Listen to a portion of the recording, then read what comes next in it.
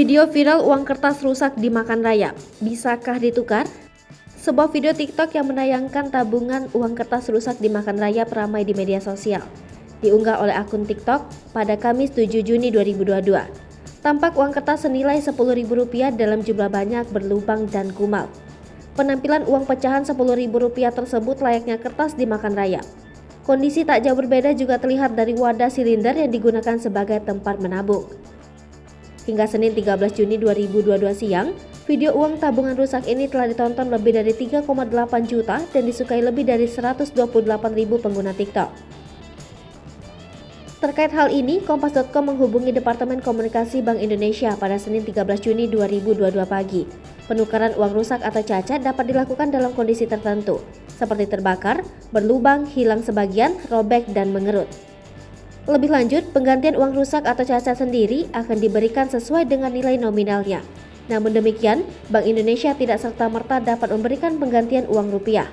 Ada beberapa persyaratan yang harus dipenuhi rupiah, antara lain, fisik uang rupiah kertas lebih besar 2/3 ukuran asli. Ciri uang rupiah dapat dikenali keasliannya. Uang rupiah kertas rusak atau cacat masih merupakan satu kesatuan dengan atau tanpa nomor seri lengkap. Uang rupiah kertas rusak atau cacat tidak merupakan satu kesatuan dan kedua nomor seri pada uang rupiah kertas rusak tersebut lengkap dan sama. Bank Indonesia sendiri tidak memberikan penggantian atas uang rupiah rusak atau cacat jika menurutnya kerusakan tersebut diduga dilakukan secara sengaja. Bank Indonesia menjelaskan masyarakat dapat menukarkan uang rupiah melalui aplikasi penukaran dan tarik uang rupiah atau Pintar yang diakses melalui laman pintar.bi.go.id. Dilansir dari Kompas.com, selain melalui Pintar, masyarakat juga dapat menukarkan uang rusak atau cacat secara langsung di semua kantor Bank Indonesia.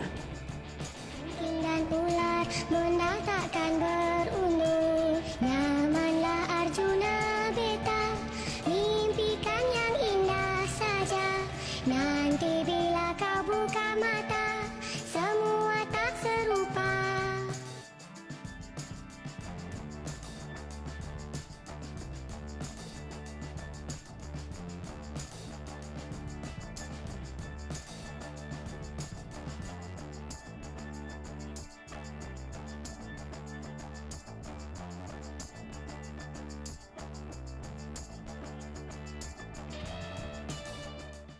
Hai pemirsa Sri Popo TV, jangan lupa komen, like, dan subscribe, serta tonton terus berita-berita terupdate lainnya ya.